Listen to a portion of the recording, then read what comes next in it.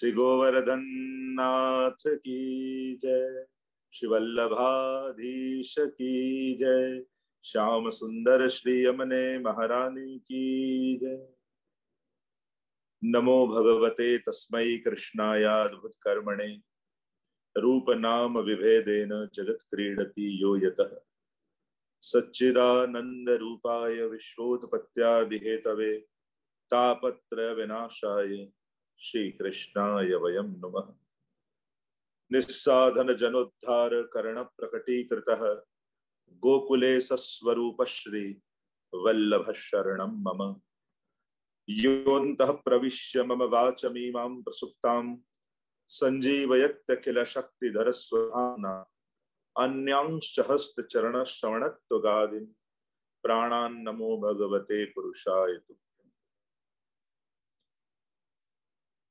उपस्थित अमित भाई, कामिनी बेन, सर्वे આજના મનોરથી પરિવાર કે જેમના નિમિત્તે જેમના મનોરથ થકી આજનો સત્સંગ થઈ રહ્યો છે એવા મીનાબેનનો પરિવાર, જયમીનભાઈનો, પંકજભાઈના પરિવારના સર્વે સદસ્યો, આજનો વિષય એવો છે ને કે આ 1-1.5 કલાકની કથા યા વચનામૃત પણ આખી ભાગવત કથાના પુણ્ય બરાબર છે. કારણ આશ્રયના પદની મહિમાનું આજે આપણે રસ દર્શન કરવાના છે.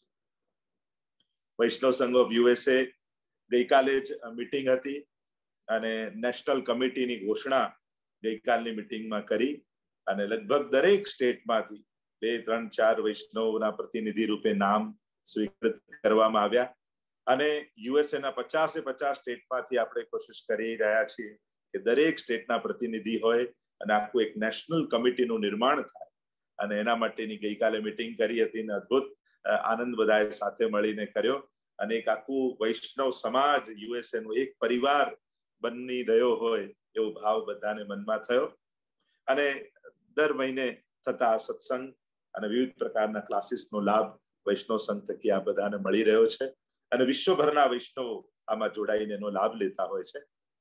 અત્યારે જ્યારે કાળ થોડો વિપરીત ચાલી રહ્યો છે ને એમાં પણ ભારત અને એમાં પણ ગુજરાત અને અમદાવાદ માટે ઘણો કઠિન સમય જ્યારે ચાલતો હોય, ચારે બાજુ જ્યારે ખૂબ જ મોટો પ્રકોપ કોરોનાનો થઈ રહ્યો છે અને ખૂબ મોટી સંખ્યામાં કેસીસ આવી રહ્યા છે, પણ એમાં પણ વૈષ્ણવ સંઘની જ્યોત તો પ્રગટી જ રહી છે. વૈષ્ણવ સંઘ દ્વારા એમાં દરેક વૈષ્ણવ સંઘના, દરેક દેશોના વૈષ્ણવ સંઘના સહકાર સાથે ઇન્ટરનેશનલ વૈષ્ણવ સંઘ અન્નદાન અને ટિફિન સેવાની યોજના હાથ ધર્યું છે કે ઘરે ઘરે કોરોનામાં જે ક્વોરન્ટાઇન હોય એમને ઘરે ઘરે અમારા કાર્યકર્તાઓ વૈષ્ણવના હાથે બનાવેલું ટિફિન બંને ટાઈમ પહોંચાડે છે અને એક બહુ જ મોટી સુંદર સેવા વૈષ્ણવ સંઘ દ્વારા થઈ રહી છે અને એમાં યુએસએ વૈષ્ણવ સંઘ પણ એટલું જ સક્રિય રીતે જોડાયેલું છે અને દરેક દેશના વૈષ્ણવ સંઘોનો સાથ છે અને જેથી આટલી મોટી સંખ્યામાં આપણે લોકોને ઘરે ઘરે બંને ટાઈમ મહાપ્રસાદ પહોંચાડી રહ્યા છીએ એ ખરેખર વૈષ્ણવ સમાજ માટે ગૌરવ અને આનંદની વાત છે અને આ સેવા કન્ટિન્યુઅસ જ્યાં સુધી આવો સમય ચાલતો રહેશે ત્યાં ચાલતું જ રહેશે.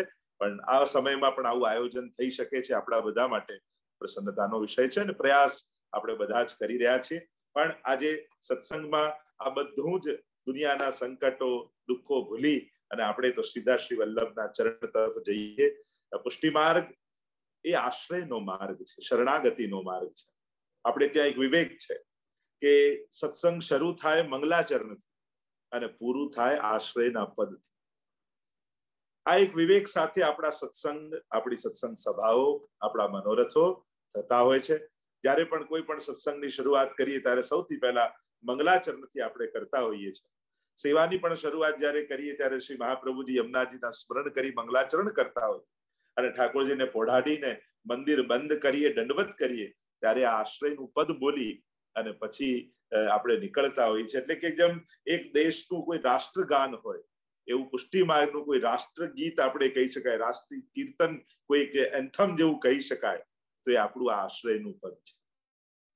અને લગભગ પ્રત્યેક વૈષ્ણવ સૃષ્ટિનો વૈષ્ણવ આશ્રયના પદથી પરિચિત જ હોય છે. યેન કેન પ્રકારની ગાન પણ કરતા હોય છે અને આ આશ્રય પદ એને કહેવાય જ આશ્રય પદ. જો મંગળાથી શરૂ થયું, મંગલાચરણથી સત્સંગ શરૂ થયું પણ એ સત્સંગ અને સેવાની ફલશ્રુતિ શું? તો કે ઠાકોરજીના ચરણોમાં આપણો આશ્રય સિદ્ધ થવો. ભાગવતજીમાં પણ તમે જોવા જાઓ તો દશવિધ લીલાઓનું વર્ણન ભાગવતજીમાં છે. અત્ર સર્ગો વિસર્ગશ્ચ સ્થાનમ પોષણમ ઉતય મનવંતરેશાનું કથા નિરોધો મુક્તિરાશ્રય. દશવિધ લીલાઓ ભાગવતજીમાં છે.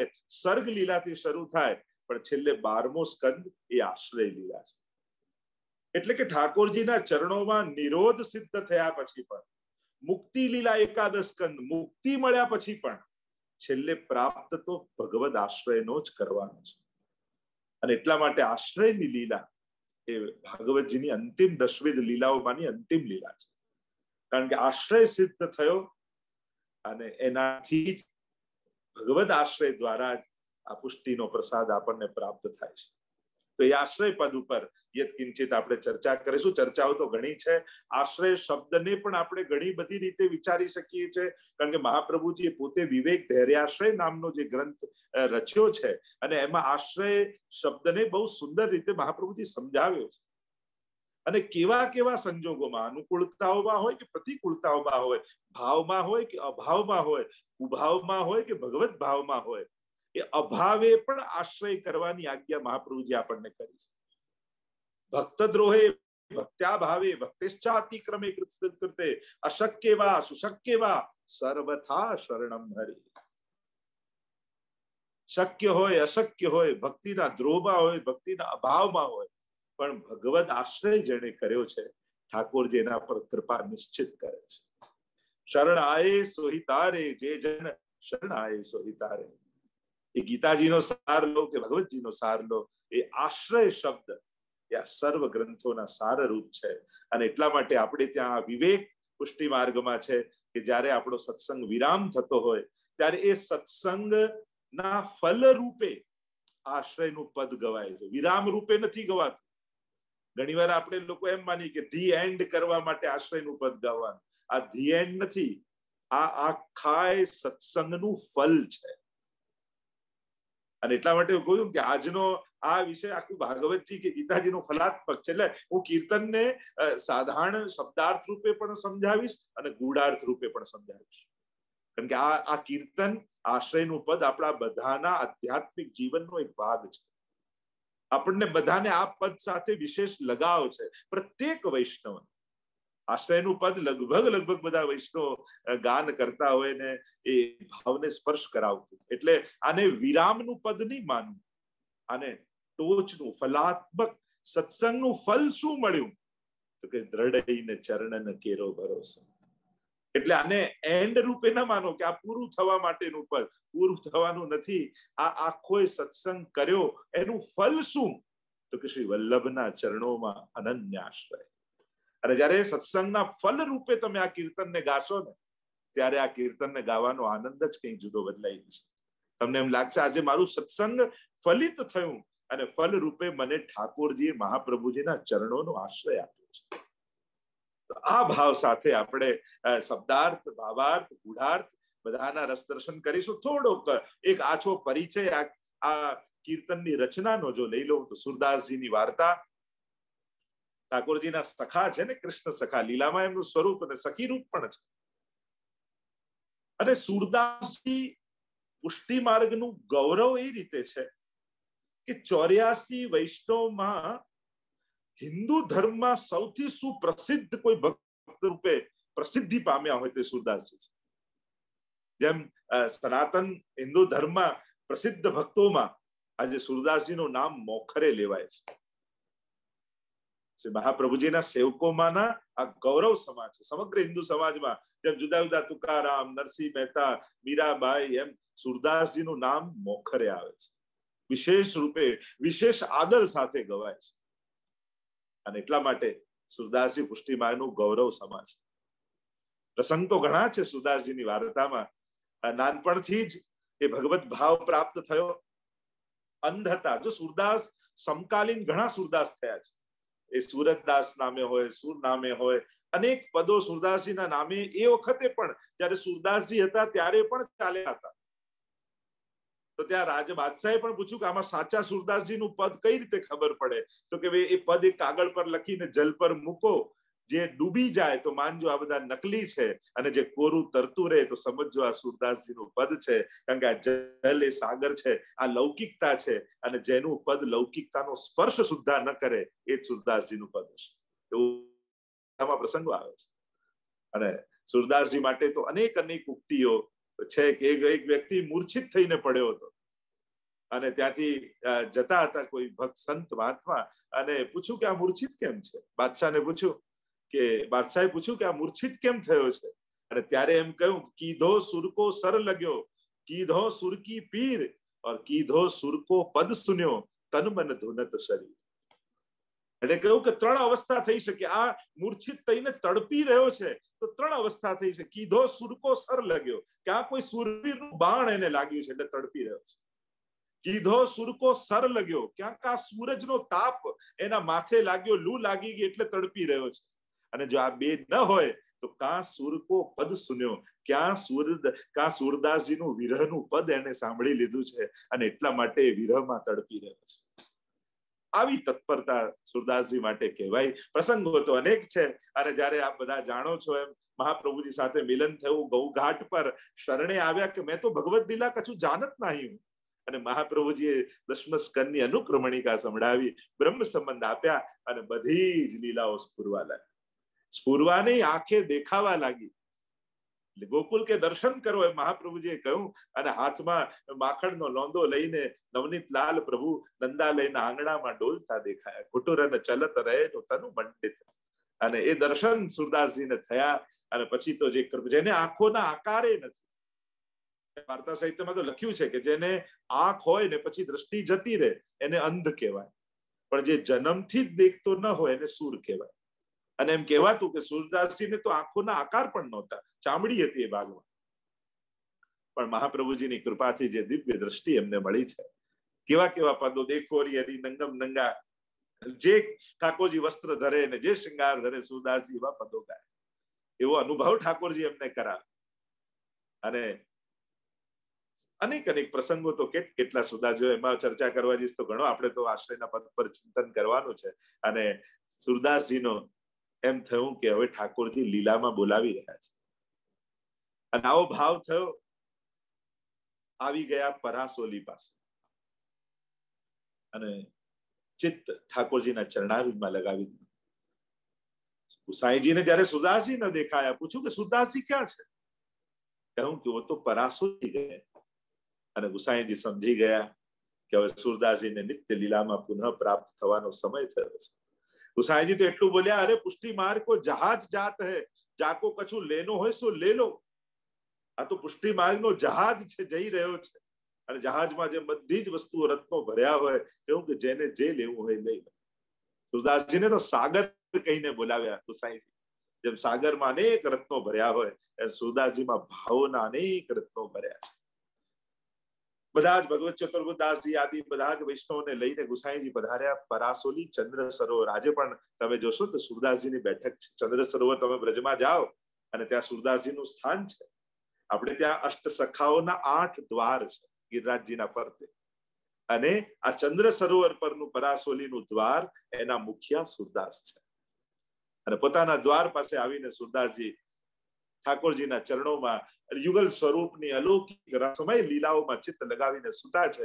જ્યાં સમાચાર મળ્યા કે ગુસાઈજી પધાર્યા, આંખો બંધ કરીને સૂતા, અને ગુસાઈજીએ પધારીને ધીમે રહીને મસ્તક પર હાથ મૂક્યો, અને સ્પર્શથી અનુભવ થઈ ગયો કે પ્રભુ ચરણ પધાર્યા છે. ઠાડા થઈ ગયા, એકદમ જાણે પુનઃ ચેતન આવી ગયું હોય, અને ગુસાઈજીના ચરણ સ્પર્શ કરીને દંડવત કર્યા. પૂછ્યું ये मार्ग को सिद्धांत कहा है, ભજ સખી ભાવ ભાવિક દેવ. અનેક પદો રચ્યા છે, અત્યારનો વિસ્તાર નથી કરતો. અને ગુસાઈજીએ કહ્યું તો સાગર છે. સુરદાસજીના હૃદયમાં તો આવા અનેક ભાવોના રત્નો ભર્યા છે. અને એટલામાં બાજુમાં ઉભેલા ચતુર્બુદ્ધદાસજીએ પ્રશ્ન કર્યો કે સુરદાસજીએ તો લક્ષાવિધ 1.25 લાખ પદો ઠાકોરજીના રચ્યા, અને હે પ્રભુ ચરણ આપ કહો છો કે મહાપ્રભુજીની વિશેષ કૃપા એમના પર છે, તો સુરદાસ ઠાકોરજીના જયારે 1.25 લાખ પદો રચ્યા હોય અને મહાપ્રભુજીનું એકે પદ ન રચ્યું, ત્યારે થોડુંક સ્મિત મુખમાં કરતા સુરદાસજી બોલ્યા કે ન્યારો દેખતો તો ન્યારો ગાતો. બંનેમાં ભેદ જોયો હોત તો બે જુદા નામ લખીને અનેક પદો રચ્યા હોત. આ બધા જ પદો મેં તો શ્રી વલ્લભના જ રચ્યા છે, ખાલી નામ ઠાકોરજીનું ધર્યું છે. મેં ક્યારે બંનેમાં ભેદ જોયો જ નથી. એહી તેહી તેહી એહી કછું ન સંદેહી. શ્રી વલ્લભ અને શ્રીજીને ભેદ કરીને જાણ્યા જ નથી, અને એટલા માટે બે નામનો પ્રશ્ન જ નથી આવતો. હવે જય શ્રી કૃષ્ણ કરો કોઈને, પછી જય શ્રી વલ્લભ કરવાની જરૂર જ નથી.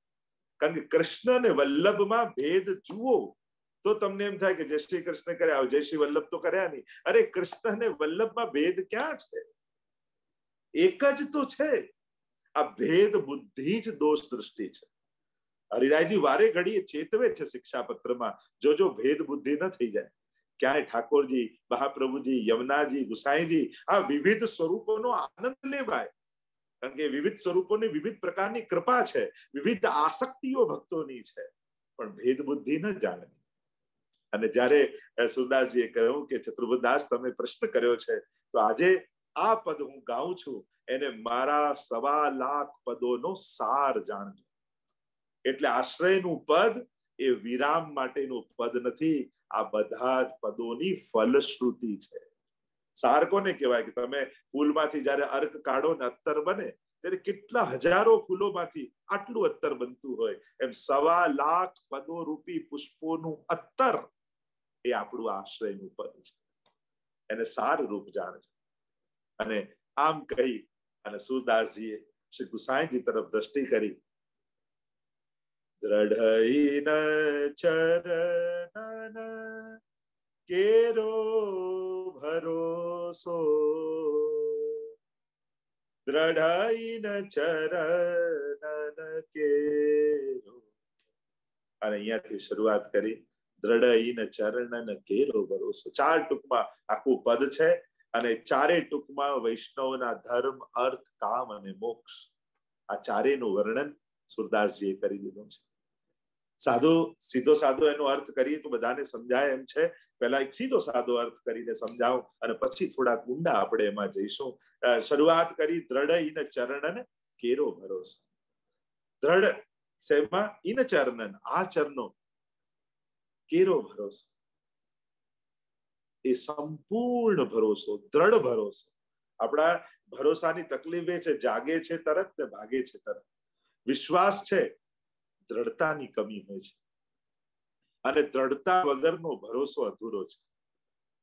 કરો તો પૂરો ભરોસો કરો. ભરોસાનો એ આવેશ ન હોય. ધાર્યું થયું ત્યારે જ ભરોસો રહે, અને ધાર્યું તો ન થયું ત્યારે ભરોસો ઉઠી જાય. અંગદના પગ જેવો ભરોસો હોય. પેલું અંગદે પગ મૂક્યો ને કહ્યું ને કે જો હલાવી દે તો હું રાવણ સીતાજીને હારી જાઉં. અને જયારે રાવણ હાર્યો, હલાવી ન શક્યો, ત્યારે બધા બહાર આવ્યો, ત્યારે બધાએ પૂછ્યું કે અરે હલાવી દીધો હોત તો થાત શું? અને ખબર છે જો હલી જાત તો થાત શું? કહ્યું કે ભરોસો રાખ્યો હોય ને, પછી જોતોના વિચાર આપણે ન કરવાના હોય, પછી તો રામ જ એને સાચવી લેતા હોય. એમ જ એક વાર જે ભરોસો મૂક્યો, પછી એવો ભરોસો રાખો કે ઠાકોરજી પછી સઘળું કરવા બંધાયેલા છે. તો દ્રઢઈને ચરણન કેરો ભરોસો, શ્રી વલ્લભ નખ ચંદ્ર છટાબિન સબ જગમાં અંધેરો. અને બીજી ટૂંકમાં કહે છે શ્રી વલ્લભના નખચંદ્ર બિન, એ નખચંદ્ર માંથી આવતા પ્રકાશ. કારણ કે નખચંદ્ર પણ 10 પ્રકારના, એટલે 10 પ્રકારની ભક્તિ છે. સપ્તશ્લોકીમાં પણ યદંગરી નખ મંડલ પ્રસુત વારી પીયુષ યુગ વરાંગ હૃદય કલી સ્તૃણમિવે એ તુચ્છીકૃત. ત્યાં પણ ગુસાઈજી સપ્તશ્લોકીમાં અદ્ભુત શ્રી વલ્લભના ચરણારવિંદની વાત કરે છે કે આ નખચંદ્રમાંથી એ સરતું જલબિંદુ, એ જ તો આ કલીની ઔષધિ છે, એ જ તો અજ્ઞાનનો નાશ કરનારું છે. તો શ્રી વલ્લભ નખચંદ્ર છટાબિન સબ જગમાં ગંધે. જો દર્શન કરતા શીખવાડ્યું. આપણે ચરણારવિંદની વાત કરીએ, ચરણ સ્પર્શની વાત કરીએ, ચરણોદક એટલે કેસર સ્નાનની વાત કરીએ, ચરણ ગંધની વાત કરીએ, પણ કેવલ ચરણના દર્શન નથી થતા, એના નખચંદ્રના પણ દર્શન થાય છે. જો હાથ જ્યારે નિકટ જાય ત્યારે સ્પર્શ થઈ શકે, પણ દૂરથી જ્યારે આપણો અધિકાર ન હોય ને આપણે પ્રવેશ ન કરી શકતા હોય, ત્યાં નખચંદ્રના, ઠાકોરજીના પણ જ્યારે દર્શન કરો ને હવેલી આદિમાં પણ, તો ઠાકોરજીના નખાભૂષણ ધરાવવામાં આવે, એમાંથી પ્રકાશ, નંગનો પ્રકાશ હોય, એના દર્શન કરવા એ 10 પ્રકારની ભક્તિનું પ્રતીક છે. આ 10 નખચંદ્ર, 9દા ભક્તિ ને 10મી પ્રેમ લક્ષણા ભક્તિ. જો ચર્ચાઓ તો ઘણી બધી કરી શકાય, પણ આ તો આશ્રયનું પદ તો એવું છે ને કે 7 દિવસ એના ઉપર કથા થઈ શકે. એટલું બધું ગૂઢ અને વિસ્તાર વાળું છે, એટલું બધું આમાં સમાહિત છે. પણ હું સંક્ષિપ્તમાં પહેલા સાદો અર્થ તમને કરાવીને પછી થોડાક ઊંડાણમાં આપણે પ્રવેશ કરીશું. તો શ્રી વલ્લભ નખચંદ્ર છટાબિન સબ જગમાં જન, કારણ પ્રીત બંધી શ્રી વલ્લભ પદ સો ઓર ન મન में આવે. તો પ્રેમીની દ્રષ્ટિ તો પ્રિયતમ તરફ હોય, બીજે તો બધે અંધકાર. એટલે ભક્ત માટે પ્રકાશ તો કેવલ વલ્લભના ચરણારવિંદમાંથી છે, બાકી તો બધું અંધકાર જ છે. સાધન ઓર નહીં આ કલી में જાસો હોત નિવેરો. બીજા કયા સાધન કરી શકશો? કોનો સંગ કરી શકશો? કોનો હાથ પકડશો? બધા અસમર્થ છે, તારવા સમર્થ નથી. હા, બાજુમાં આવીને રડી લેશે, દુઃખ અભિવ્યક્ત કરી લેશે, અફસોસ કરી દેશે. દુઃખ દૂર કરવાનું સામર્થ્ય ક્યાં બધામાં છે? લોકોનું સામર્થ્ય કેટલું છે? દુઃખમાં સાથ આપવાનું. દુઃખ દૂર કરવાનું સામર્થ્ય નથી. કોઈ પાણીમાં ડૂબતું હોય, બધા સ્વજનો બાજુમાં ઉભા હોય, બધા આપણને સાચો પ્રેમ કરતા હોય, પણ બચાવી કોણ શકે? જેને તરતા આવડતું હોય. કેવલ હૃદયમાં લાગણી માત્રથી કોઈ ઉગારી શકતું નથી. તો ભવસાગર તરવામાં તો બધાય વામણા છે. કોઈ તરી શકે એવા છે? તો આપણને ડૂબતા કોણ ઉગારશે? કલયુગ में सब धर्म के द्वारे रोके आए, श्री वल्लभ खिड़की प्रेम की निकस जाए सो जाए. વલ્લભ સાખીમાં પણ કહ્યું કે બધા જયારે દ્વાર બંધ છે, ત્યારે કલયુગમાં શ્રી મહાપ્રભુજીના નામની બારી ખુલ્લી છે, અને એમાંથી જે નીકળી ગયું એ પાર થઈ જાય. તો સાધન ઓર નહીં આ કલી में, કલીએ બધા જ સાધનો હરી લીધેલા છે. કયા યજ્ઞ, કયા વ્રત, કયા ઉપવાસ, કયા કે આપણે શું કરી શકવાના? કેવા સંજોગોમાં બંધાયેલા વ્યક્તિ, આવા સંસારમાં ચારે તરફથી ગ્રસિત થયેલો વ્યક્તિ કયા ધર્મના સાધનો કરી શકવા? તો કલયુગમાં કોઈ સાધનો નથી. સર્વ માર્ગેષુ નષ્ટેષુ કલૌ ચ ખલ ધર્મિણી આસંડ પ્રચુરે લોકે કૃષ્ણ એવ ગતિર્મમ. મહાપ્રભુજી પોતે આજ્ઞા કરે છે કે અત્યારે કોઈ સાધન છે નહીં, આશ્રય જ એકમાત્ર સાધન છે. અને એટલા માટે કહ્યું સાધન ઓર નહીં આ કલી में જાસો હોત નિવેરો. જેનાથી નિવારણ મળે એવું કોઈ સાધન નથી. બધા જ દુનિયાભરના સાધનો કરી જોયા, પણ એમ થયું કે માણસ સાધનોથી ઉલટાનો પરાધીન થઈ જાય છે.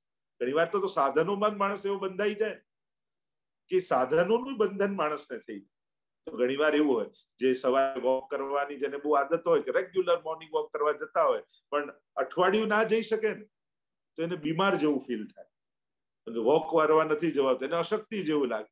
હવે જે સ્વાસ્થ્ય માટે કરતા હતા એનાથી જ એટલું પરાધીન થઈ જઈએ કે એનાથી એવા આધીન થઈ જઈએ કે એ ન કરીએ તો બીમાર જેવા ફીલ કરીએ. તો આ તો એનાથી પરાધીન થઈ ગયા, જેના માટે સ્વાસ્થ્ય, જેનાથી સ્વાસ્થ્ય પામતા હતા એ જ રોગનું કારણ થઈ ગયું.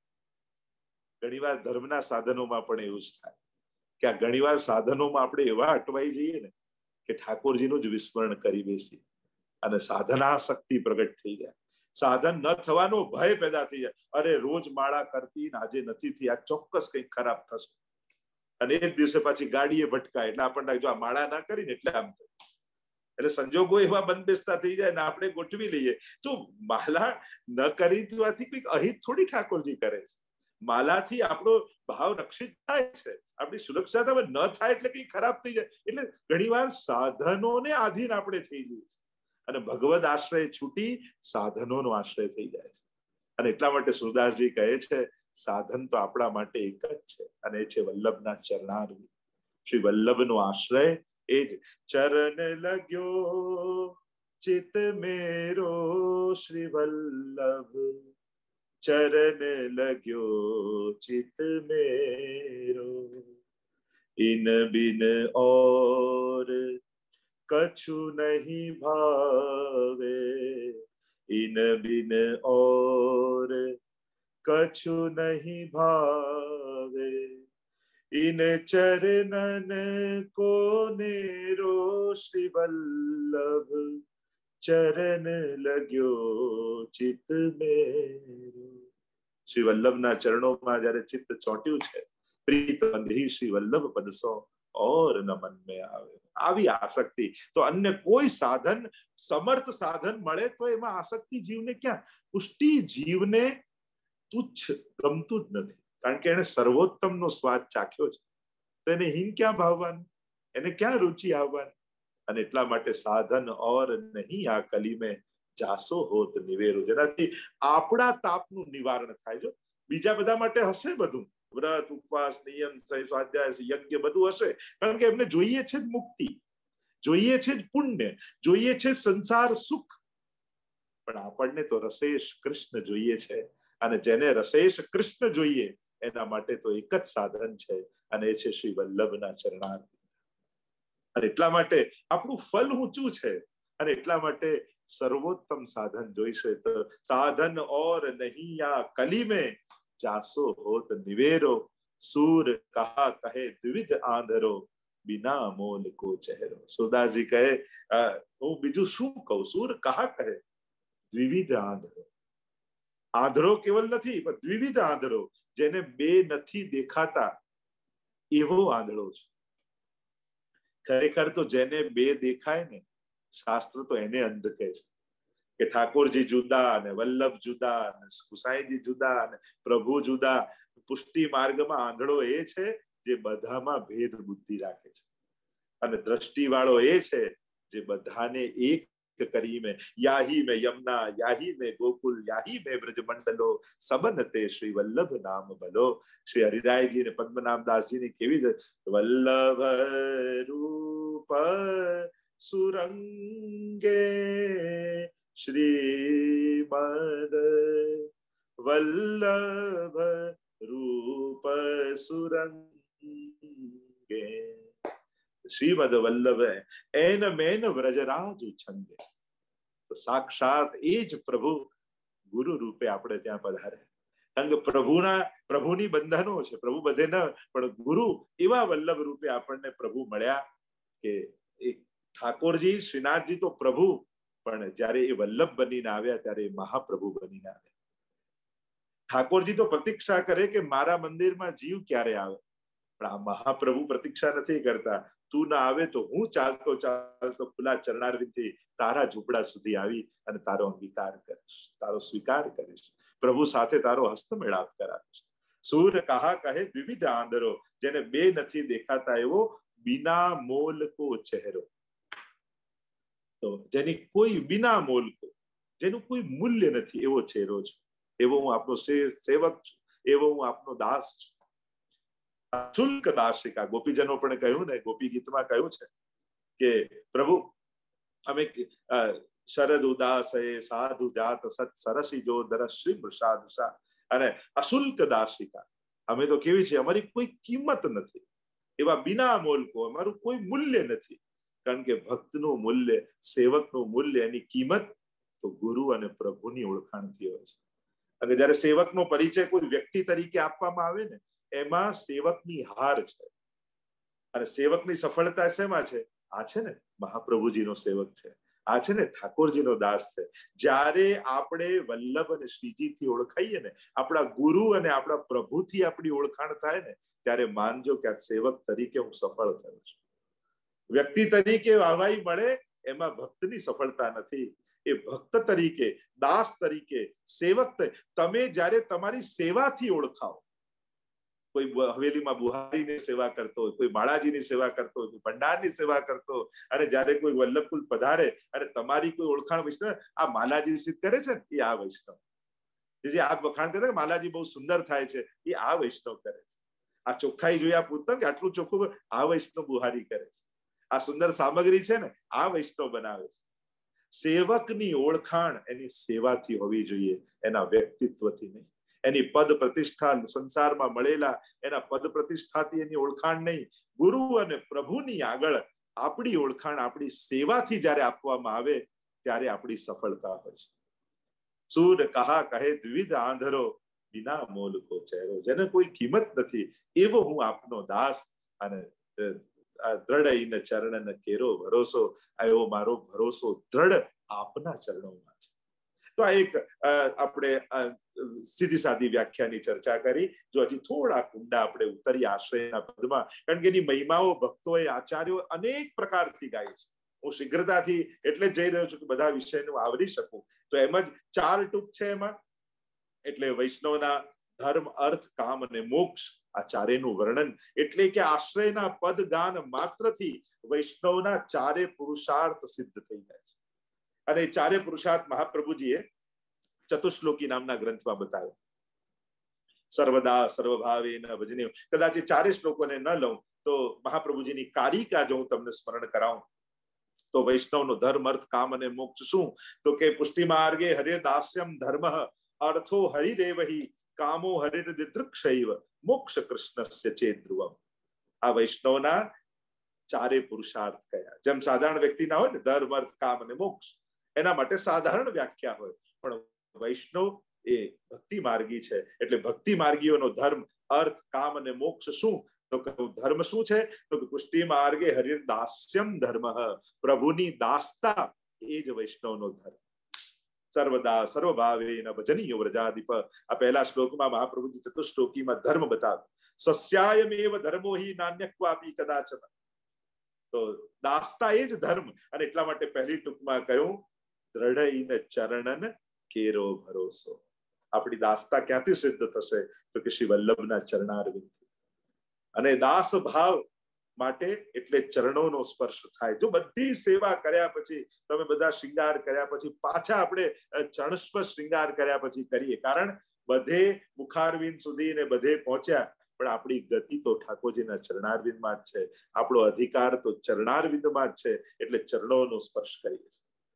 કારણ કે મૂર્તિમંત ભક્તિ રૂપા છે ચરણારવિંદ છે ને. સુબોધનીમાં મહાપ્રભુજી સમજાવે છે કે ભક્તિનું મૂર્તિમંત આધિદૈવિક સ્વરૂપ ઠાકોરજીના બંને ચરણારવિંદ છે.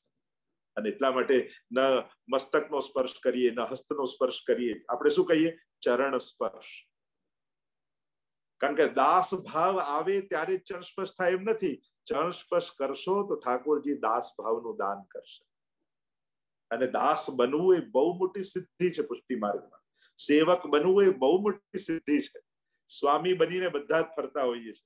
આ હું માલિક, આ બધું મારું, મેં બધું ઊભું કર્યું, મારી મહેનત, મારો પુરુષાર્થ, મારું ભાગ્ય, મારી હોશિયાર, આ બધા માલિકપણા છે.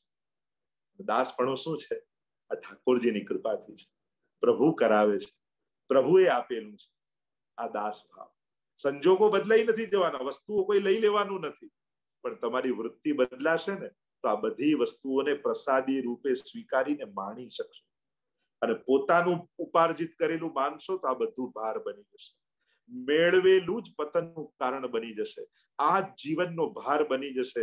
જે ભેગું કર્યું છે અને એમાં જ આપણે દબાઈ જઈશું જો ઠાકોરજીનું આપેલું નહીં માનો. અને એટલા માટે પહેલી ટૂંક એ ધર્મ છે. બીજું શ્રી વલ્લભ નખચંદ્ર છટાબિન સબ જગમાં જ અંધેરો. એ જ આપણો અર્થ. કારણ કે પ્રભુ જ અર્થો હરિદેવહી. મહાપ્રભુએ સમજાવ્યું વૈષ્ણવનો અર્થ પુરુષાર્થ કયો? તો કે પ્રભુ પોતે જ અર્થ છે. અને નખચંદ્ર એ તો ચરણારવિંદ તો આપણા ધન છે. આ ધર્મ હિતે પાયો યહ ધન, ધર્મ હિતે પાયો. આપણા માટે તો ધન આ જ છે. ઠાકોરજી જ પ્રભુના ચરણારવિંદ જ ફલાત્મક છે. અને એ જ અર્થ રૂપે મળ્યા છે. તો કામ પુરુષાર્થ ત્રીજી ટૂંક સાધન ઓર નહીં આ કલી में જાસો હોત નિવેરો. જ્યારે ચરણારવિંદમાં અનન્ય આસક્તિ પેદા થાય અને આસક્તિને કારણે એ સમજ પેદા થાય છે કે આના સિવાય બીજું કોઈ સાધન નથી. અને કદાચ હોય તોય મને એમાં રુચિ નથી. જો અરુચિ થઈ જાય, જે નિષ્ફળ છે, જે સમર્થ નથી, એનામાં અરુચિ પેદા થઈ જાય.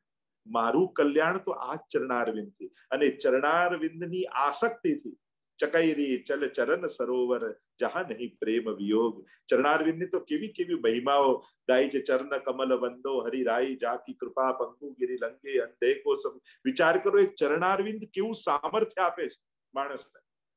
અને એટલા માટે સાધન ઓર નહીં આ કલી में જાસો હોત નિવેરો. આજ આપણો અર્થ. કારણ કે આજ આપણો કામ પુરુષાર્થ કે અમારું મન શ્રી વલ્લભના ચરણ સિવાય બીજા કશાની કામના નથી કરતું. અમારા માટે તો સાધન પણ એ જ છે અને ફલ પણ એ જ છે. અને છેલ્લે મોક્ષ પુરુષાર્થ. તો તો મોક્ષ પુરુષાર્થને સમજાવતા મહાપ્રભુજી આજ્ઞા કરે છે કે મોક્ષ કૃષ્ણસ્ય ચેત ધ્રુવમ, ઠાકોરજીના ચરણોમાં ચિત્ત ચોંટી જવું, પ્રભુમાં મન લાગી જવું, અખંડ ચરણોમાં મન સ્થિત થઈ જવું, એ જ વૈષ્ણવનો મોક્ષ છે. તો સૂર કહા કહે દ્વિવિધ આંધરો, વિના મોલ કો ચહેરો, કે મને તો બીજું પ્રભુ ને વલ્લભ સિવાય એવું ઐક્ય થઈ ગયું છે કે હું તો આપનો દાસ બની, વિના મોલનો ચહેરો બની અને સદાય ચરણારવિંદનો અખંડ આશ્રય કરવા માંગુ છું. મારા માટે તો આ જ મોક્ષ છે. તો આમ ધર્મ, અર્થ, કામ અને મોક્ષ, આ એક પદ ગાવાથી વૈષ્ણવના ચારે પુરુષાર્થ સિદ્ધ થઈ જાય છે. આવી તો અનેક પ્રકારની મહિમાઓ ચરણારવિંદના આ આશ્રયના પદની ગાઈ શકાય છે. તો તમારે ધર્મ, અર્થ, કામ અને મોક્ષ સિદ્ધ કરવા હોય તો જેમ બીજા લોકોને અનેક પ્રકારના સાધનો કરવા પડે, તમારે સાધન કરવાની જરૂર નથી. આખો સત્સંગ કર્યા પછી જ્યારે આશ્રયનું પદ ગાશો ત્યારે તમારા ચારે પુરુષાર્થ સિદ્ધ થઈ જશે. એને વિરામ રૂપે નહીં, એને ફલ રૂપે ગાજો. ફરી તમને આ તમારો દ્રષ્ટિકોણ એક બદલી દઉં છું. લોકો એમ સમજે બધે પૂરું કરવા માટેનું. અરે પૂરું કરવા માટેનું નથી, પૂરું થવા માટેનું છે. પૂર્ણ થવા માટેનું આ પદ છે કે આ ગાવાથી આપણો સત્સંગ સાચા અર્થમાં પૂર્ણ થયો. જેમ કોઈ વાક્યમાં પૂર્ણ વિરામ ન લગાવો ને તો એ વાક્ય હજી અધૂરું લાગે, એમ લાગે કે હજી કાંઈ લખવાનું બાકી છે. પણ જ્યારે પૂર્ણ વિરામ લાગી જાય ત્યારે એ વાક્યને પૂરું કરી દેતું હોય છે. એમ જ સત્સંગ આશ્રયના આ પદ વગર અધૂરું છે, અને જ્યારે આશ્રયના પદનું પૂર્ણ વિરામ લાગે ત્યારે સત્સંગ પૂર્ણ ફલિત થતું હોય છે, પૂર્ણતાને પ્રાપ્ત કરતું હોય છે. તો એ ફલ રૂપે આ સત્સંગ આશ્રયના પદ દ્વારા જીવને ગ્રહણ થાય છે. અને એટલા માટે આશ્રયનું પદ ચારે પ્રકારના ધર્મ, અર્થ, કામ અને મોક્ષ એને સિદ્ધ કરનારું છે. આશ્રયનું હજી તમને થોડુંક ઊંડાણમાં લઈ ગયો. આ જ પદને હજી થોડાક વિસ્તારથી જો ચિંતન કરીએ તો તમે એક એક અક્ષર જો ગણો તો દ્રઢ, ઈ, ન, ચર, ન, કેરો, ભરોસો, એક એક અક્ષર ગણો તો પહેલી ટૂંકનું થાય 13 અક્ષર, બીજાના થાય 21 અક્ષર.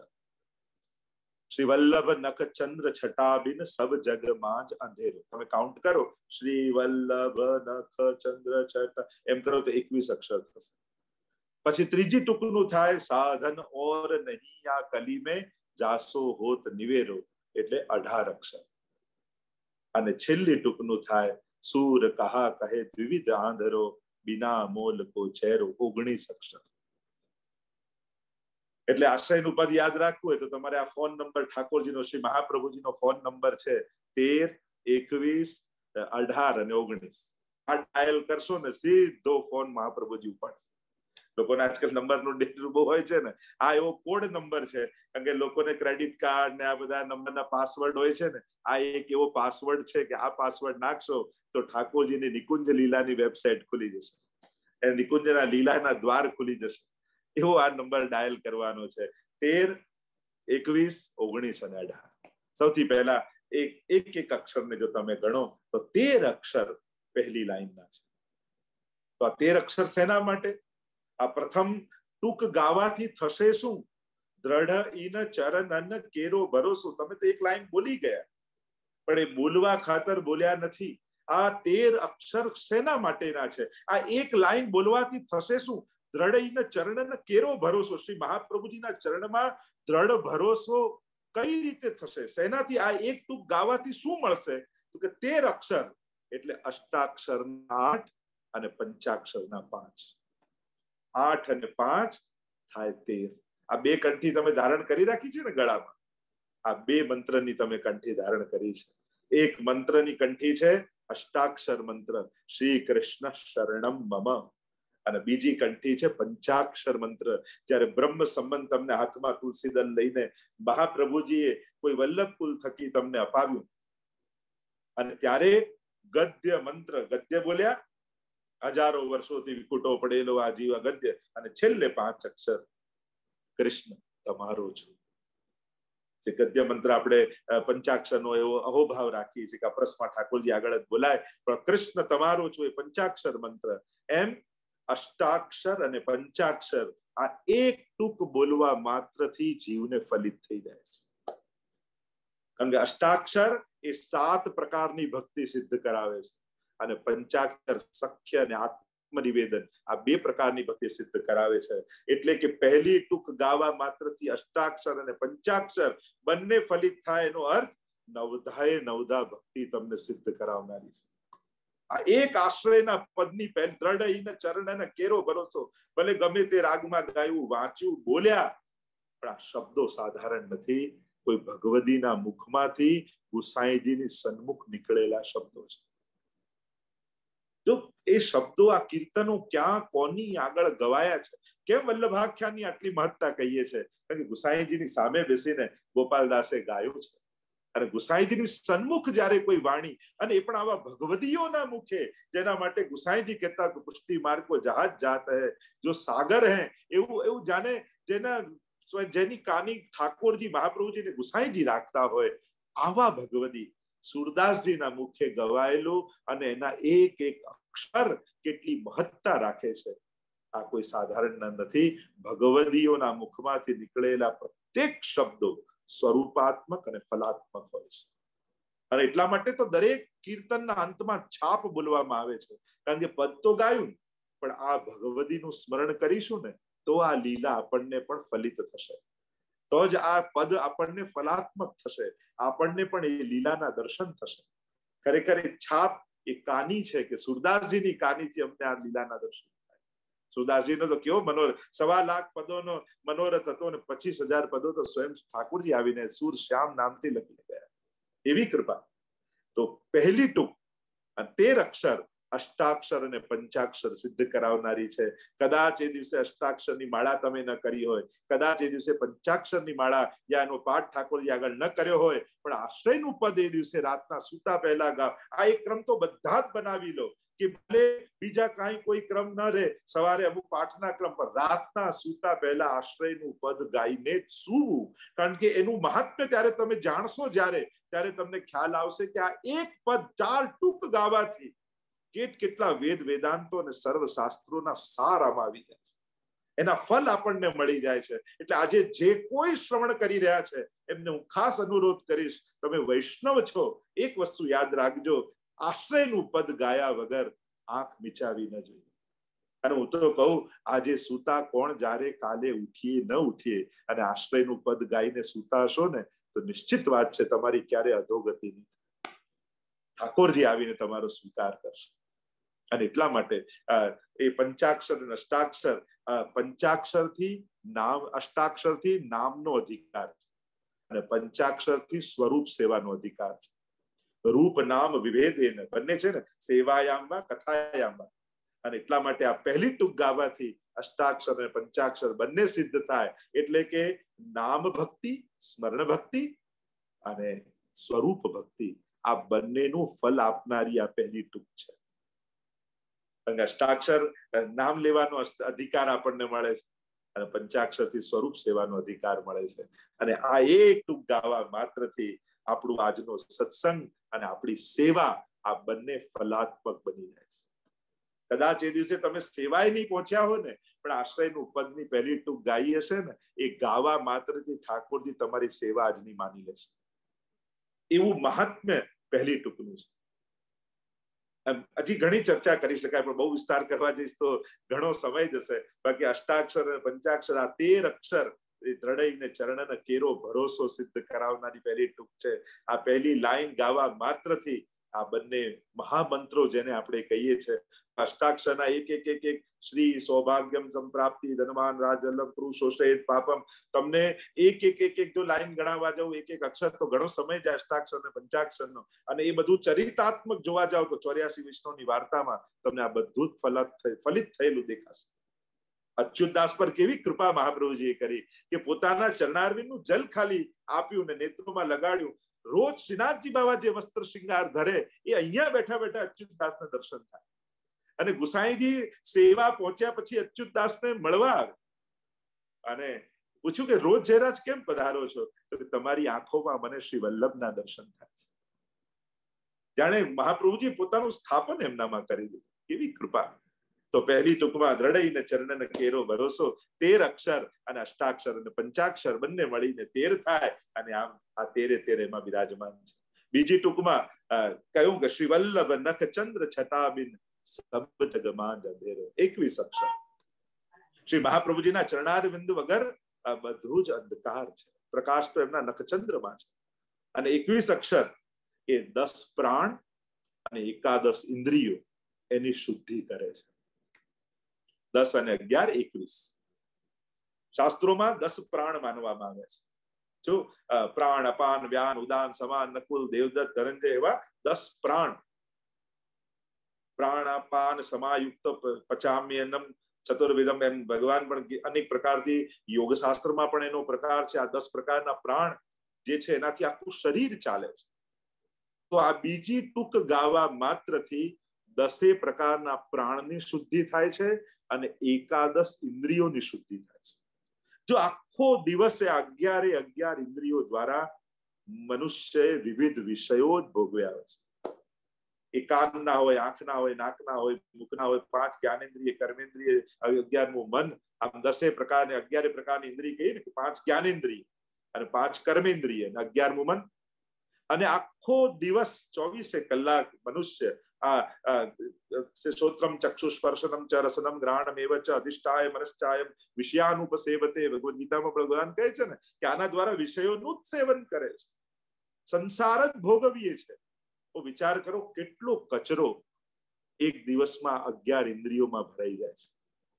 એટલે લૌકિક ભાષામાં કહું તો આ એક ટૂંક ગાવાથી બીજા નંબરની તમારી 11 ઇન્દ્રિયોનું ડિટોક્સ થઈ જાય છે. આ બધું વિશુદ્ધિકરણ થઈ જાય છે. બાકી આ 11 ઇન્દ્રિયોના આ જેટલા વિષયો ભોગવો છો બધા કર્મ બની જાય અને કર્મ બનીને ભાગ્યને એનાથી કર્મ ફળ ભોગવવા પડે. પણ જે રોજ રાતના આશ્રયનું પદ ગાય ને એના એ દિવસના ઇન્દ્રિયો દ્વારા થયેલા કર્મો એ જ સમય સમાપ્ત થઈ જાય છે અને 11 ઇન્દ્રિયો વિશુદ્ધ બની જાય છે. અને એટલા માટે ચોક્કસ કહીશ, રોજ રાતના સુતા પહેલા આશ્રયનું પદ ગાજો અને બીજી ટૂંક જયારે ગાશો ત્યારે તમારા સર્વ પ્રાણો 10 પ્રાણો વિશુદ્ધ બનશે અને 11 ઇન્દ્રિયો પરિશુદ્ધ બની જશે. કારણ જેમ લોઢાને પારસમણીનો સ્પર્શ થાય ને સોનું બની જાય, તો આ સુરદાસજીની વાણી 11 ઇન્દ્રિયો માટે પારસમણી છે. અને આ પારસમણીનો સ્પર્શ થશે તો આ જ લૌકિક ઇન્દ્રિયો એ વિષય ભોગ ન કરતા સોના જેવી વિશુદ્ધ બની જશે. અને એટલા માટે બીજી ટૂંક એ 21 અક્ષર છે, 10 પ્રાણ અને 11 ઇન્દ્રિયો. ત્રીજી ટૂંકમાં જોવા જાઓ તો સાધન ઓર નહીં યા કલી में જાસો હોત નિવેરો, 18 અક્ષર. બીજું કોઈ સાધન નથી જે આ કલીમાં નિવારણ કરી શકે. તો 18 અક્ષર શું છે? તો કે 18,000 શ્લોકો ભાગવતજીમાં છે અને 18 અધ્યાયની ભગવદ ગીતા છે. એટલે કે આ ત્રીજી ટૂંક ગાવા માત્રથી ભાગવતજીના 18,000 શ્લોકોનું ફલ અને ગીતાજીના 18 અધ્યાયનું ફલ આ એક ટૂંક ગાવા માત્રથી જીવને પ્રાપ્ત થાય છે. તો વિચાર કરો, કોઈ એમ વિચાર કરે કે ગીતા જીવન ભાગવત કથા કરીને જવું, પારાયણ કરીને જવું, ગીતાજીના પાઠ કરીને જવું, કદાચ ન થઈ શક્યા, પણ આશ્રયનું પદ ગાયું હશે તો આ ત્રીજી ટૂંકના 18 અક્ષર જેની જીહ્વા પર આયા હશે એને ભાગવતજીના 18,000 શ્લોકોના પારાયણ કર્યા બરાબર છે. એને 18 અધ્યાયની ગીતાજીનું પારાયણ કર્યા બરાબર છે. કારણ કે ભાગવતજીની અંતિમ લીલા આશ્રય લીલા છે અને આશ્રયનું પદ છે. અને ગીતાજીમાં પણ સર્વધર્માન પરિત્યજ્ય મામ એકમ શરણમ વ્રજ અહમ ત્વા સર્વ પાપેભ્યો મોક્ષયિષ્યામિ મા શુચ. છેલ્લે પણ ત્યાં ગીતાજીમાં પણ આશ્રય છે, તું મારા શરણમાં આવી જા. નષ્ટો મોહ સ્મૃતિર્લબ્ધા તત્પ્રસાદાન્મયાચ્યુત સ્થિતોસ્મિ ગત સંદેહ કરિષ્યે વચનમ તવ. બે હાથ જોડીને અર્જુન જ્યારે દંડવત કરીને બેસી ગયો પ્રભુ પાસે ને કહ્યું, હવે આપ જેમ આજ્ઞા કરશો એમ કરીશ. ગીતાજીનું પણ ફળ આશ્રય અને ભાગવતજીનું ફલ પણ આશ્રય. તો ત્રીજી ટૂંકના આ 18 અક્ષર એ 18,000 શ્લોકોના સાર રૂપ અને ફલ રૂપ છે. વિચાર કરો વૈષ્ણવ, ક્યારે આપણે ભાગવતજીનું પારાયણ કરી શકવાના? ક્યાં સંસ્કૃત કોને શ્લોક બોલતા આવડે, કોને આવડે ન આવડે, કેમ આવડે? પણ વિચાર કરો કેવી કૃપા સુરદાસજીએ આપણા ઉપર કરી કે આપણને સારમાં સાર આપીને ગયા છે કે આ એક સરના 1.25 લાખ પદોના ફલરૂપ જાણજો. તો સુરદાસજીએ 1.25 લાખ પદોમાં આખું ભાગવતજી પણ રચ્યું છે. સુર સાગર છે આખું એક પુસ્તક, જેમાં આખા ભાગવતજી પરના કીર્તનો સુરદાસજીના છે. હું એમને ભાગવતજીના 18,000 શ્લોકો આમાં નથી કહી રહ્યો 18 અક્ષરમાં. સ્વયં ભાગવતજીનું કીર્તનાત્મક સ્વરૂપ સુરદાસજીએ લખ્યું છે સુરસાગરમાં. બધી જ લીલાઓના પદ્યાત્મક કીર્તનો લખ્યા છે. અને એટલા માટે સુરદાસજીના પોતાના વચન શું છે? મારા 1.25 લાખ પદોના સાર રૂપ આને જાણજો. એટલે કે 18,000 ભાગવતજીના શ્લોકો જે સુરદાસજીએ પદ રૂપે લખ્યા હતા, એના ફલરૂપ, એના સાર રૂપ આ એક ટૂંકમાં આવી જાય 18 અક્ષર. એમ જ ગીતાજીના 18 અધ્યાયો, એ 18 અધ્યાયોનું સાર એ આશ્રય છે. અને આ ત્રીજી ટૂંક ગાવા માત્રથી ભાગવતજી અને ગીતાજી બંને ફલિત થઈ જીવનો આશ્રય સિદ્ધ થાય છે. અને છેલ્લી ટૂંક, સૂર કહા કહે દ્વિવિધ આંધરો, બિના મોલ કો ચહેરો. સૂર કહા કહે દ્વિવિધ આંધળો છું, બિના મોલ કો ચહેરો. અને તમે એને કાઉન્ટ કરો તો 19 અક્ષર થાય. અને આ 19 અક્ષર શું છે? વૈષ્ણવને કહે કે આ છેલ્લો મોક્ષ પુરુષાર્થ મેં કહ્યું. મોક્ષ એટલે પ્રભુની પ્રાપ્તિ, પ્રભુમાં સ્થિતિ, ભગવદ લીલામાં સ્થિતિ. એ તો આપણી મુક્તિ છે. તો આ 19 કાઉન્ટ કરજો. પહેલા એક શ્રીનાથજી, પછી મહાપ્રભુજી, પછી ગોપીનાથજી અને ગુસાઈજી. 4 થયા. શ્રીનાથજી, પછી 7 સ્વરૂપ. એમ આપણે જો કાઉન્ટ કરીએ તો શ્રીનાથજી 7 સ્વરૂપ. અને આ 7 સ્વરૂપ શું છે? આ 8 સ્વરૂપનો આખો રાસ છે. દ્વે દ્વે ગોપી, બીચ બીચ માધવ, અને જે 16 સખીઓ અને 8 સ્વરૂપનો રાસ. એટલે રાસલીલાની પ્રાપ્તિ. એ પછી તમને હજી ગુણતામાં લઈ જવું તો આખો રાસલીલામાં પણ સંદર્ભ રૂપ આનો ચર્ચા કરે. આખો રસાત્મક જો આનો ભાવાર્થ કરીએ તો આખું પદ આપણને રાસલીલાની પણ પ્રાપ્તિ કરાવે છે. તો શ્રીનાથજી, પછી 7 સ્વરૂપ એટલે થયા 8, પછી શ્રી મહાપ્રભુજી એટલે થયા 9, અને પછી ગોપીનાથજી, ગુસાઈજી એટલે 2 ઉમેરો થયા 11, પછી ગોપીનાથજીના લાલજી પુરુષોત્તમજી અને ગુસાઈજીના 7 લાલજી, એમને એડ કરો. અને આમ જો તમે કાઉન્ટ કરતા જાઓ તો થયા શ્રીનાથજી 1, પછી 7 સ્વરૂપ એટલે થયા 8, પછી શ્રી મહાપ્રભુજી એટલે 9, ગોપીનાથજી અને ગુસાઈજી એટલે 11 ને થયા જે 7 સ્વરૂપ અને 7 લાલજી એટલે થયા 18, અને પુરુષોત્તમજી પછી ગોપીનાથજીના લાલજી એટલે થઈ ગયા 19.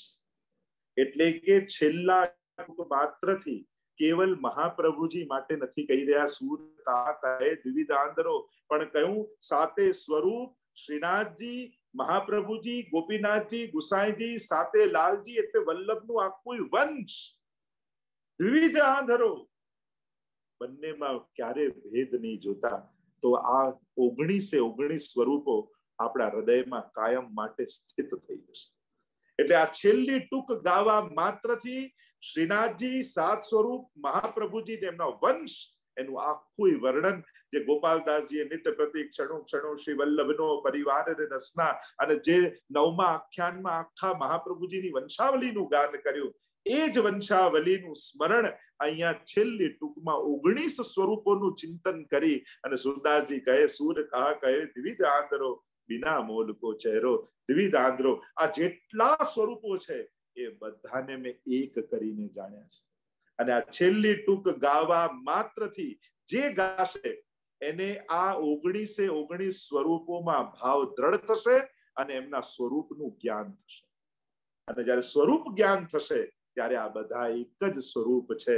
શ્રી વલ્લભ કલ્પ દ્રુમ ફલ્યો અને તેની શાખા પ્રસરી અનેક રે રસના. ત્યારે એ સમજાશે કે હા તો મહાપ્રભુજી જ વટવૃક્ષ રૂપે ફેલાયા છે અને તેની શાખા પ્રસરી અનેક રે રસના. અને એની જ અનેક શાખાઓ ફેલાઈ અને સમગ્ર વૈષ્ણવી સૃષ્ટિને આ એ ખીલેલું વટવૃક્ષ પોતાની છાયામાં આશ્રય આપી રહ્યું છે. આપણે તો બીજે ક્યાં જવાના? આપણો આશ્રય તો મહાપ્રભુજી રૂપી શ્રી વલ્લભ કલ્પદ્રુમ ફલ્યો ફલ લાગ્યો વિઠ્ઠલેશ ઓર શાખા સબ બાલક ભય તાકો પાર ન પામત શેષ. વલ્લભ સાખીમાં પણ હરિરાયજી કહે છે ને, શ્રી વલ્લભ કલ્પદ્રુમ. અરે કેવું આ વટવૃક્ષ કલ્પ વૃક્ષ નું છે. મહાપ્રભુજી કલ્પ વૃક્ષ છે.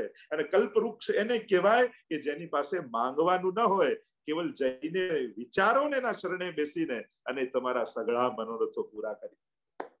તો આ છેલ્લી ટૂંક એ આ કલ્પ વૃક્ષ સમાન 19 અક્ષર છે કે એમાં શ્રી ઠાકોરજીના સેવ્ય શ્રીનાથજી થી લઈને 7 સ્વરૂપ અને મહાપ્રભુજી થી લઈને સમસ્ત વલ્લભ કુલના આ 18 સ્વરૂપો અને 19 કુલ સ્વરૂપો અને 19 અક્ષરમાં એની ચર્ચા સુરદાસજીએ કરી. અને વિચાર કરો, આ ચારે ટૂંક જેને આજ સુધી આપણે સાધારણ કીર્તન માનતા હતા, જેને પૂરા કરવા માટેનું એક સાધન, એક પ્રકાર માનતા હતા, પણ જયારે મહાત્મ્ય સમજીએ ત્યારે સમજાય કે આના વગર બધું અધૂરું હતું. એ પૂરું એટલે એન્ડ નહીં, આનાથી પૂરું થયું. આનાથી સંપૂર્ણ ઓમ પૂર્ણ મદઃ પૂર્ણમિદં પૂર્ણાત, જેમ ઉપનિષદ ઈશો ઉપનિષદના મંગલાચરણમાં પૂર્ણતાનો જયારે ખ્યાલ આપીએ છે, એમ આશ્રયથી જ આ બધું પૂર્ણ થાય છે. કારણ કે બધું જ મળ્યું પણ ભગવદ આશ્રય જો સિદ્ધ ન થયો તો જીવની અન્યથા ગતિ. વાર્તા સાહિત્યમાં આપણે જોઈએ છે ઘણા ઉપર વિશેષ કૃપા મહાપ્રભુજીએ કરી, પણ એને આશ્રય સિદ્ધ ન થયો એટલે એ પામી ન શક્યા કૃપાને. તો આશ્રયનું પદ એ સર્વોપરી ફલ આપણને આપે છે. નવદા ભક્તિનું હોય કે સમગ્ર લીલાનું ફલ હોય, અને સર્વોપરી ફલ છે ભગવદ આશ્રય. અને એ આશ્રયના પદમાં ગાવા માત્રથી આ જીવનો એ ફલનું રૂપે એને આશ્રય સિદ્ધ મહાપ્રભુજી કરાવી આપે છે સુરદાસજીની કાનીથી. અને એટલા માટે આ આશ્રયનું પદ એ સર્વોચ્ચ પદ છે. એને ક્યારે ન્યૂન્ય કે બંધ કરવા માટેનું કે એવું ન માનતા. માનજો કે આના વગર મારો સત્સંગ અને સેવા અધૂરા છે, આના વગર મારો ભાગવતજીના પાઠ અધૂરા છે, આના વગર ગીતાજીનું પારાયણ અધૂરું છે. આ પદ ગાઉં તો જ મારું, કારણ કે નામ અને રૂપ, મારું નામાત્મક ભક્તિ એ ભાગવતજી વાંગમય સ્વરૂપ, અને ત્રીજી ટૂંકમાં અને ચોથી ટૂંકમાં સર્વ સ્વરૂપો, એટલે મારે બંને પ્રકારની ભક્તિ આ આશ્રયના પદથી સિદ્ધ થાય છે. તો આમ આ આશ્રયના પદની મહિમા તો હજી ઘણા પ્રકારથી ઘણા રીતે ગાઈ શકાય એમ છે. અનેક પ્રકારથી આખું મહાપ્રભુજી પરખ કરીને આપણે એક એક જો ટૂંકને લઈએ તો કેટલા પ્રસંગોનું સ્મરણ થાય. મને થાય કે આ એક આશ્રયના પદમાં 84 વૈષ્ણવની વાર્તા સમાયેલી છે. અને એ પ્રસંગો આમ બોલતા હોય તો મને તો આમ ઘણી વાર કેટલું બધું આમ પ્રસંગો આંખની સામે આમ દેખાવા લાગી. જો આ પ્રસંગ આ ટૂંકમાં, આ પ્રસંગ આ ટૂંકમાં, આમ જાણે સામે બધું આમ ચાલતું હોય પિક્ચર, આમ પ્રગટ લીલા દિખાવે એમ. આ પદોનું મહાત્મ્ય એવું છે કે આમ સ્ફૂર્તું જ જાય એમ લાગે. આની ઊંડાણ, આની ગહેરાઈ કેટલી છે ને કેટલા પ્રસંગો જયારે આને સાર રૂપે કહ્યું છે, આને ફલ રૂપે કહ્યું છે, તો મને તો એમ લાગે છે કે આખું સર્વોત્તમજી પણ આમાં સમાયેલું છે, 84 વૈષ્ણવ પણ આમાં સમાયેલું છે. અને અષ્ટે સખાઓના બધા જ 8 સખાઓના, કેવળ સુરદાસજીના નહીં, 8 સખાઓના સર્વ પદો એ આ આશ્રયના પદમાં સમાયેલા છે. એવું મહાત્મ્ય આશ્રયના પદનું છે. તો હવે સમય પણ ઘણો થયો છે. મારી પ્રસન્નતા અભિવ્યક્ત કરું છું. ખાસ બધા પોતપોતાનું ધ્યાન રાખજો. સમય થોડો વિપરીત છે, એટલે બને તો ઘરે જ વધારે રહી અને ઠાકોરજીની ભક્તિ ને એમાં પોતાનો સમય પસાર કરજો. થોડા જ સમયમાં બધું વાતાવરણ અનુકૂળ થઈ જશે અને ઠાકોરજી કૃપા કરશે તો પછી બધા ગામોના પ્રવાસ શરૂ થશે, તો બધા જોડે પ્રત્યક્ષ મુલાકાત કરવાનો ફરી એ આનંદ. આપણે આમાં મળીએ તો બરાબર છે, પણ જયારે સામે બેઠા હોઈએ, નજીક બેઠા હોઈએ, નિકટ બેસીને જયારે વાત થતી હોય તો એનો આનંદ તો અનંત ગણો હોય છે. અને પ્રભુ કૃપા કરશે તો જલ્દી એ દિવસો પાછા આવશે. અહીંયા અનેક પ્રકારની સેવાઓ ભગવત કૃપાથી આ રીતે મહાપ્રસાદ વિતરણની સેવા પણ ચાલી રહી છે. એમાં પણ તમે લોકો જોડાવા માંગો તો સહર્ષ જોડાઈ શકો છો. અમિતભાઈનો સંપર્ક કરશો. અનેક પ્રકારની પ્રવૃત્તિઓ, કીર્તન વિદ્યાપીઠ શરૂ થઈ ચુક્યું છે અને એની સાથે સાથે બાલ પુષ્ટિ ને કિશોર પુષ્ટિ ને એ બધા ક્લાસીસ, યોગ ક્લાસીસ ચાલી રહ્યા છે. હજી ધીમે ધીમે આ બધા, અને નેશનલ સેન્ટર જે આપણું બનવાનું છે એની પણ ઘોષણા ટૂંક સમયમાં થશે. અને અમારી આખી નેશનલ કમિટીના આજે ઘણા બધા લોકો અહીંયા ઉપસ્થિત છે, તો એમને પણ મારે પછી પાછું વ્યક્તિગત એક મીટિંગ આપણી થશે અને નેશનલ કમિટી દ્વારા આખું વૈષ્ણવ સંઘ, આખો યુએસએ નો આખો વૈષ્ણવ સમાજ એક છત્રમાં એક સાથે જોડાઈ અને વૈષ્ણવી સૃષ્ટિ સમાજ સંઘ બિલ जीवन को फल पाइए। આપણે એને સાંસ્કૃતિક રૂપે, સામાજિક રૂપે અને આધ્યાત્મિક રૂપે ઉત્થાન સાધી શકીએ વૈષ્ણવ સમાજનું, એના પ્રયાસો થશે. અંતમાં મારી વાણીને વિરામ આપતા બોલો ગોવર્ધનનાથ કી જય, વલ્લભાધીશ કી જય. પુનઃ આજના મનોરથી પરિવારને પણ ફરી આશીર્વાદ આપી અને હવે અમિતભાઈને કહીશ કે આગળનો ભાગદોડ સંભાળે. ધન્યવાદ, પ્રણામ. જય જય.